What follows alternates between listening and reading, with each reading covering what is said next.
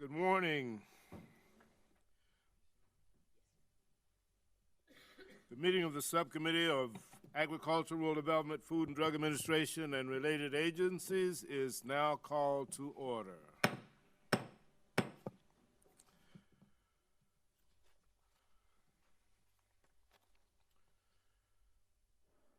Let me welcome everyone, but before we begin, I'd like to take a moment to acknowledge and to celebrate the life of Farm Credit Administration Chairman and former USDA Undersecretary Dallas Tonsager, who passed away this week.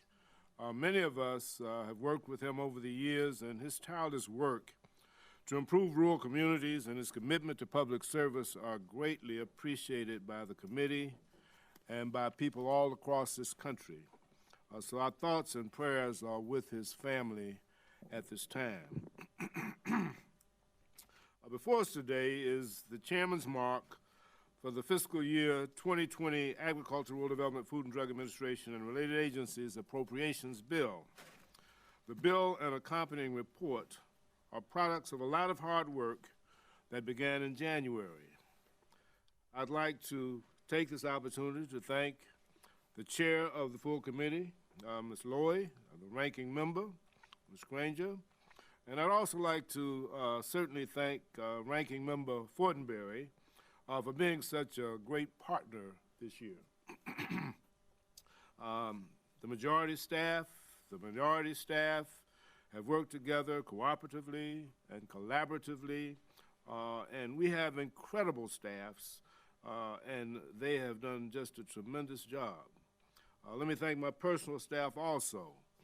But with regard to the bipartisan efforts that we have put forth, we will have policy disagreements from time to time, but we all, on both sides of the aisle, understand that we share our joint obligation to the American people to do their business, and that doing their business is not done in a Republican way or a Democratic way, but in an American way. And I thank our colleagues on the other side of the aisle for working with us as cooperatively and collaboratively as they have done.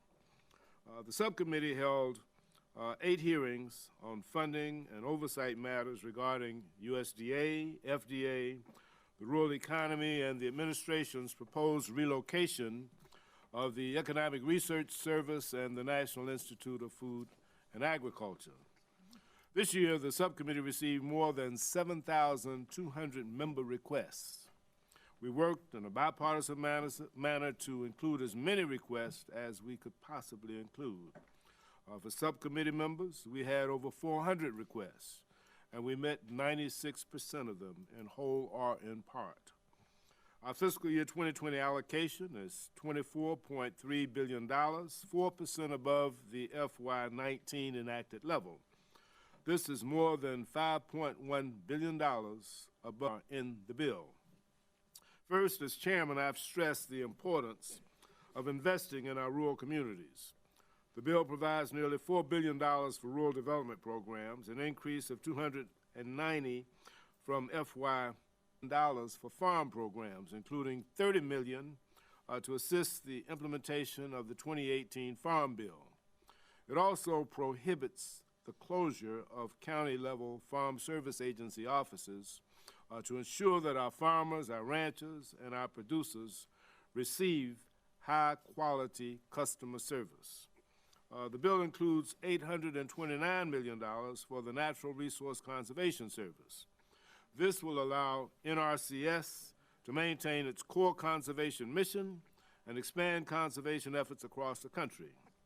There's also $167 million for infrastructure for watershed and flood prevention and watershed rehabilitation projects. The bill provides $3.3 billion for agricultural research to ensure that America retains its role as the leader of global agriculture science. It also prohibits the use of funds for any relocation costs associated with the Economic Research Service and the National Institute of Food and Agriculture. Our hearing showcased a vast array of informed opinion, including expert witnesses with over 70 years combined experience at the two agencies.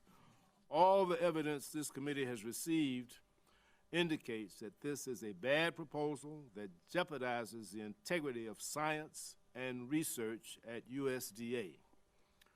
The bill also rejects the proposed elimination of the Food for Peace and the McGovern-Dole programs.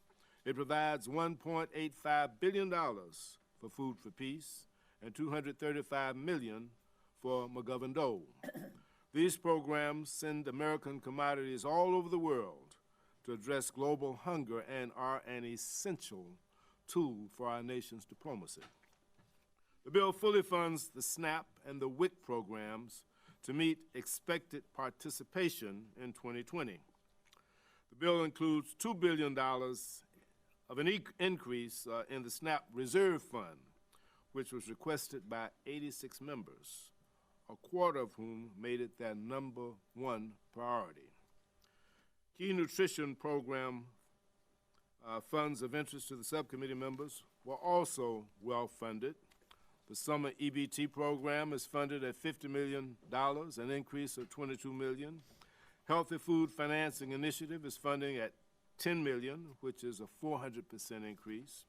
We also include $10 million for the school breakfast expansion grants, the first time this program has been funded since 2012. Of the Food and Drug Administration, the bill provides $3.26 billion in discretionary funding, which is $185 million above the FY19 level. Increased funding is dedicated to fighting rare cancers, laying the foundation for more efficient generic drug reviews, improving our response to foodborne illness outbreaks, and the continued implementation of the Food Safety and Modernization Act. The bill funds the Commodity Futures Trading Commission at $315 million, a necessary and overdue increase. Finally, I'm pleased that the bill provides funding for several new programs that were authorized in the 2018 Farm Bill, such as the 1890 Scholarship Program, the Local Agriculture Market Program, Farming Opportunities Training and Outreach Program, and the Competitive Research Equipment Grants Program, to name a few. In closing, I ask for your support of the bill. It's a strong bill that makes extremely important and necessary investments in our rural communities, our farm programs, and our vulnerable populations. Now I will ask the ranking member of the subcommittee, Mr. Fortenberry, for his opening remarks. Thank you, Mr. Chairman, for yielding. First, let me start off by expressing my sincere appreciation for your leadership to our fellow committee members, as well as Ms. Lowy, Ms. Granger, and all the staff for crafting this agricultural funding bill. I hope all of the other members, as well as all Americans, can appreciate your hard work and commitment to successfully promoting the importance of agricultural policy for the benefit of the entire nation. And, Mr. Chairman, I want to particularly note and sincerely commend you personally for your willingness to work hard to find a way to accommodate in a bipartisan fashion many, many member requests. We're really very grateful for that. And the decisions before this subcommittee do impact the lives of every American every day.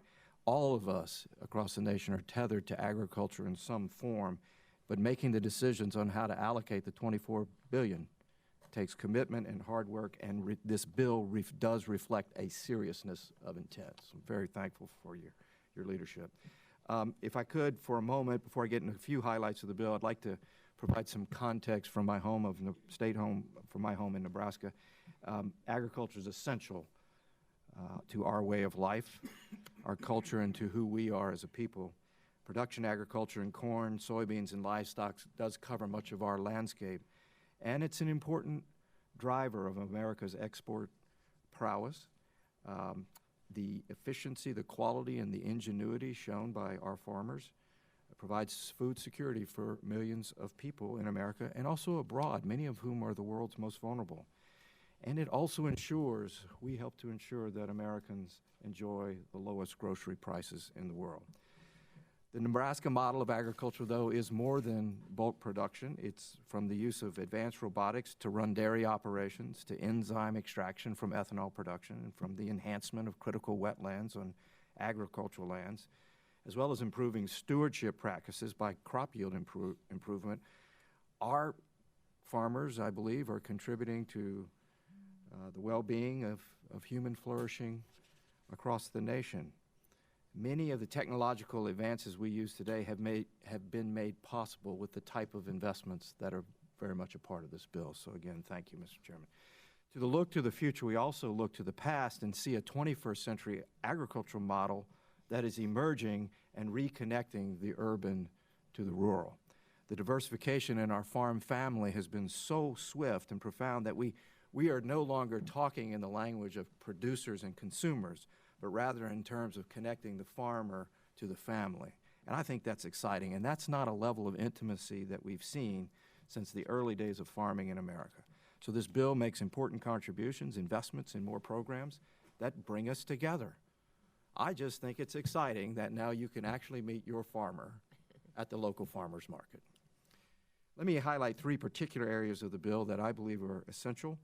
First, as the chairman noted, the bill reflects a commitment to vital rural development needs. Across three different rural development programs, housing, utilities, and business, the bill invests $3.4 billion.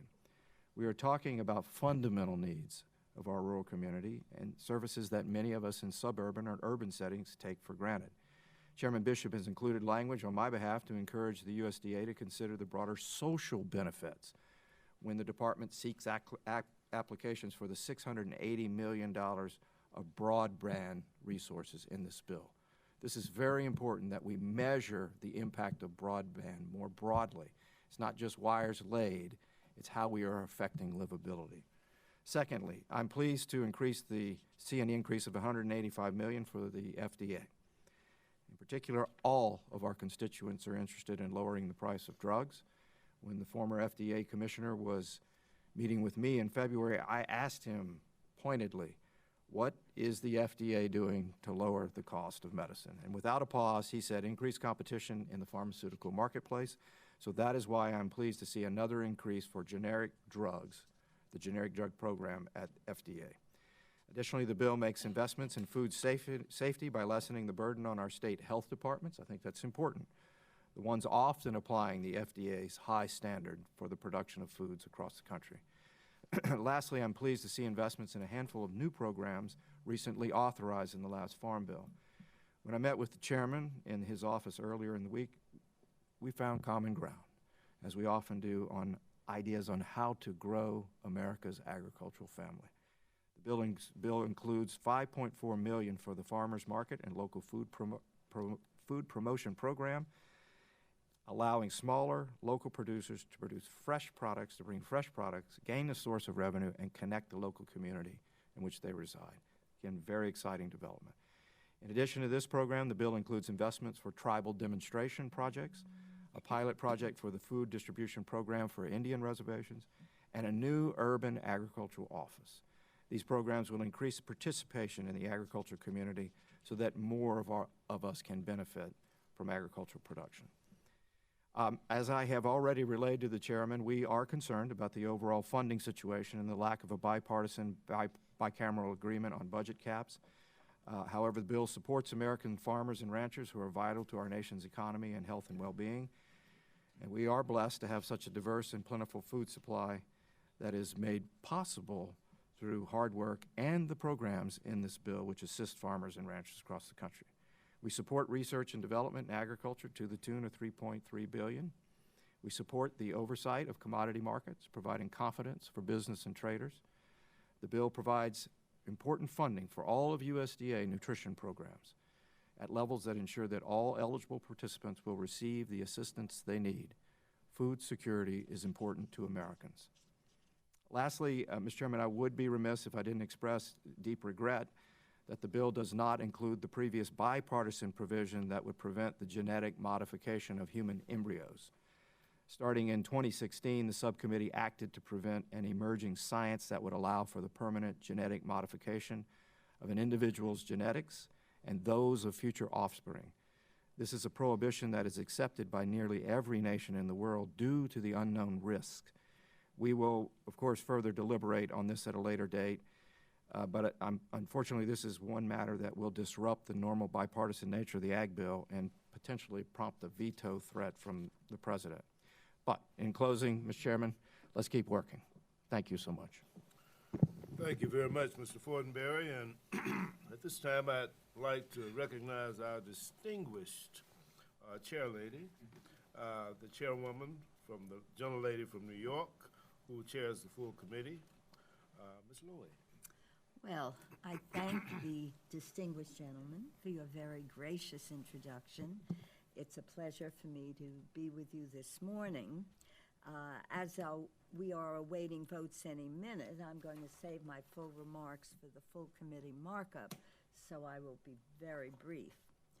The bill before us does reject the President's misguided budget and instead invests in important initiatives for the people.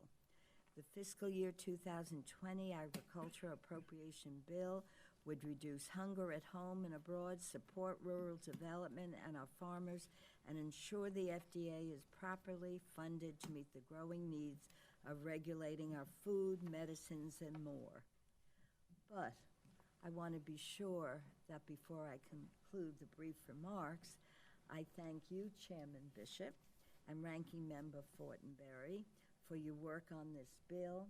You worked cordially, you worked in a bipartisan way, and you have produced an outstanding bill. And of course, I want to thank the staff for their efforts to review member requests and craft a product that meets the many diverse needs of our nation. Thank you all for your very hard work. Thank you, Madam Chair.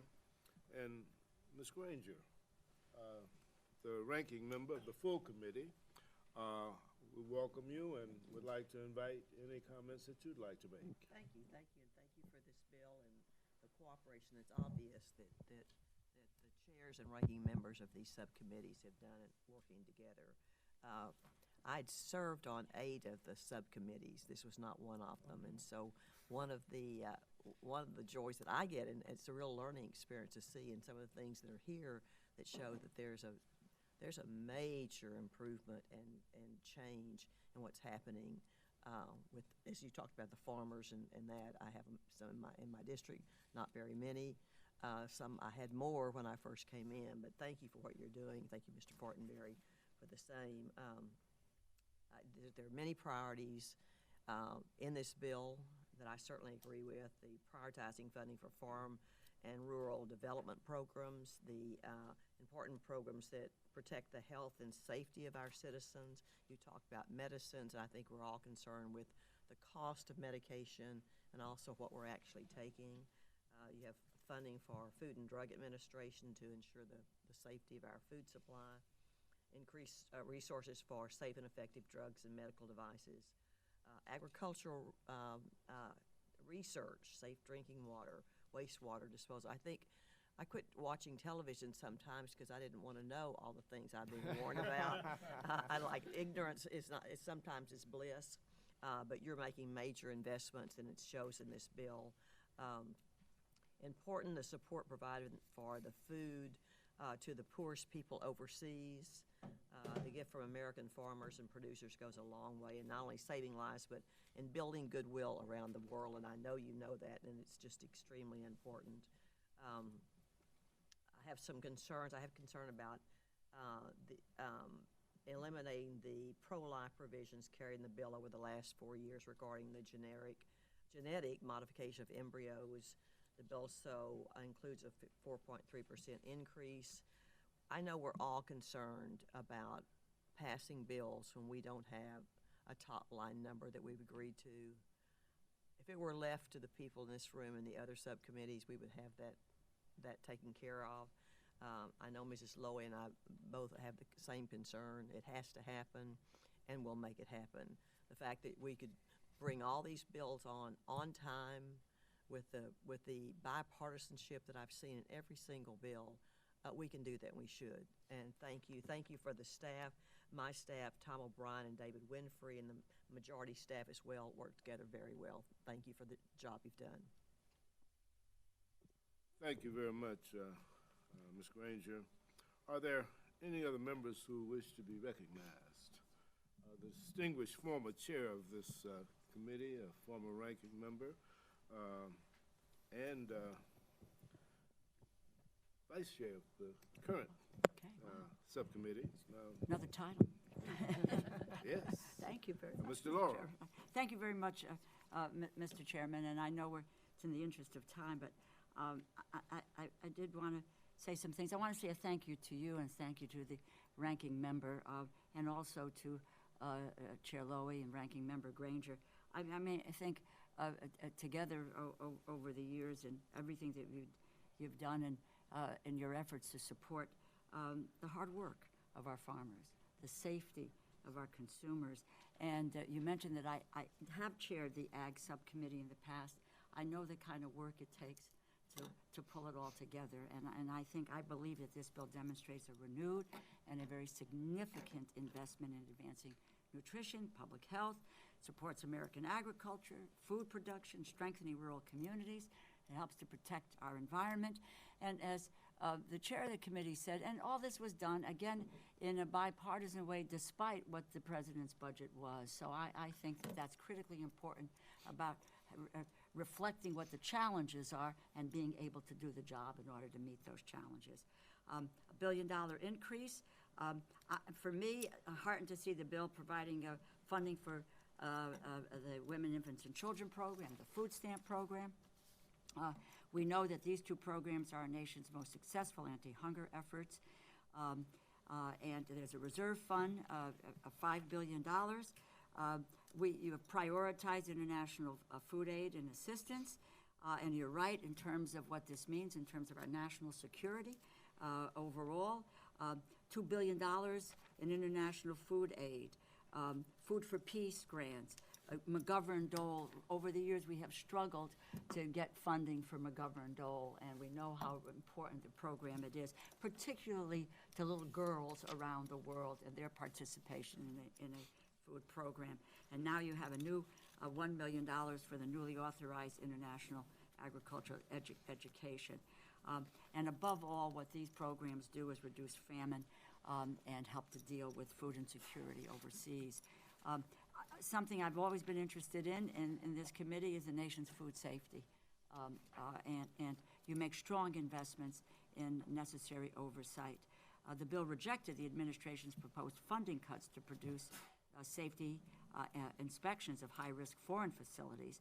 For the first time, it provides $10 million in full funding for the Food Safety Outreach Program, helping small, mid-sized farms and processors like those in my district to come into compliance with FSMA for the Food Safety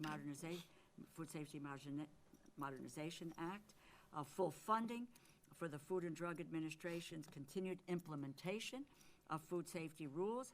It includes report language that we requested, directing the agency to submit FSMA-mandated reports on inspections of foreign food facilities. Quite honestly, these are reports that the FDA has not published for several years now. So advancing public health is part of this bill. In nutrition, $2 million to educate the public on menu labeling and nutrition fact paneling. It doesn't include the so-called sodium rider. It has prevented, in previous years, it has prevented FDA from working with industry to reduce the prevalence of sodium. And I know an issue that my colleague, Congresswoman McCollum, has spoken about. You've got to deal with oversight on cosmetics and dietary supplements, which is really critical. Let me mention one final thing, because I think the bill stands up for research and scientific integrity at the Department of Agriculture. Strong language to block the proposed reorganization of the Economic Research Service, as well as the proposed relocation of ERS and the National Institutes of Food and Agriculture at NIFA. I believe this is imperative. I don't know that we have discerned what the motivations are, the genesis of where this effort is, and so forth, but I think we need to move and to move quickly so that we can block a movement that the administration seems to be hell-bent on doing. So I know I've gone on longer, but there are so many things in this bill, and quite frankly, it's very near and dear to my heart, as well as Labor HHS's. I spent a lot of years on this committee, so I look forward forward to working with my colleagues as we move forward. Thank you very much, Mr. Laura. Does any other member wish to be recognized? Ms. McCollum? I'll be very brief. Thank you for the work that you have in here, as the ranking member pointed out, with nutrition and food in Indian country. They are making great strides to go back to first foods that are healthy for themselves, but not only that, we found out in the last shutdown, their access to food that was part of a trust and treaty responsibility was severely hampered, and some places didn't even happen. So the recognition that's in this bill, that's been in Ms. DeLauro's bill, not everything in Indian country is funded by the Department of Interior, and these partnerships and collaboration in treating tribal nations as whole of government, as we treat our bills as whole of government, I know will be greatly appreciated, and I thank you for that. I yield back. Anyone else that'd like to? Ms. Pingree? Thank you, Mr. Chair, and thank you to you and the ranking member both for your articulate remarks and the good work you've done on this bill. It's been a real pleasure working with both of you, and I think this is a very bipartisan and cooperative committee, and thank you to everybody on the staff and my personal staff, really doing a great job here. I think I'm only going to say a couple of things because I think almost everything was already well covered by you and my colleagues, but I think sometimes people don't realize this is probably the most important funding bill that we have in Congress that affects the most number of Americans that nobody knows anything about. You know, people have no idea that, you know, our food system, our rural economy, you know, so much is covered in this bill, and that's a big responsibility, and I think this has been a really great bill. I'm just going to mention a couple of things. The ranking member already mentioned the LAMP program, which is a way of emphasizing the connection that people make with farmers and something that people are increasingly interested in, buying locally, getting to know their farmers better, knowing more about what their food, and so I'm really grateful that we are funding that and have added to it. I'm particularly interested in food waste, food loss and waste reduction, and this year there will be a liaison funded at the USDA. There was one previously, but one will be back, and I know Sonny Perdue has made a big commitment to this, so that's an important thing, given that we waste about 30% of food in this country, and a lot of people go hungry every day. There's an increase in the National Organic Program, which is increasingly important as that market grows and grows for farmers, and maintaining the integrity of the National Organic Program is incredibly important, and also some language directing the USDA to finalize the origin of livestock rule, which has been a big concern to dairy farmers.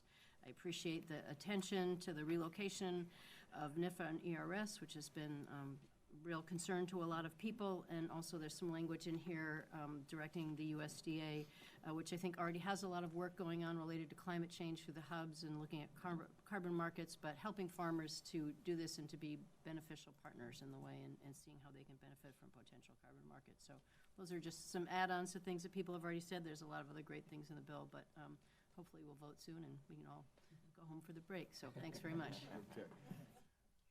Does anyone else like to be recognized? Mr. Poquet? Since they haven't called votes, I'm going to take advantage of this. You've heard a lot of things. First of all, to our chairman and our ranking member, thank you, and to all the staff on the committee and our offices. We appreciate everything from the SNAP support to rural broadband. As one of the founders of the Rural Broadband Caucus, really appreciate that. From things in the appropriations markup on genomes to training for lunch personnel, school lunch personnel, to the cranberry research dollars, to the dairy support that you have in here.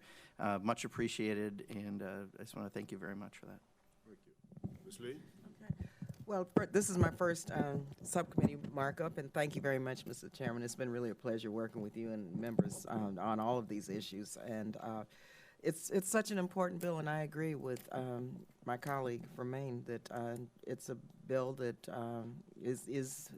covers so many communities, urban, rural, everyone in America benefits or not from this bill.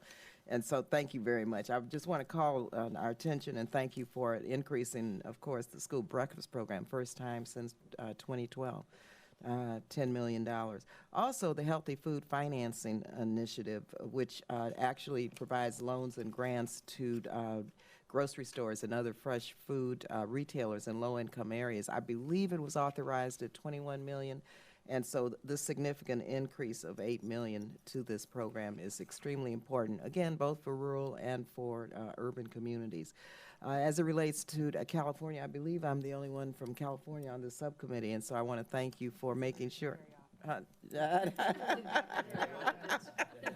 Yeah, and so thank you very much for helping us with the National Organic Program, our Specialty Crop Pest Program, and the National Institute of Food and Agriculture. Collectively, these programs fund and protect U.S. farmers and especially our California farmers to ensure increased food production. Also, of course, college hunger. Language on college hunger. So many young people now in higher education are going hungry. And so the report language in this bill really does allow for us to make sure the students know that they're eligible for SNAP in the first place. Students are living in their cars and they're starving. So thank you for helping with this. Finally, just let me say, those reentering society, you know, this language will help lift the drug felony ban with states that have already lifted the ban in terms of sharing their best practices and how they did this and what the differences have made for those who are reentering American citizens.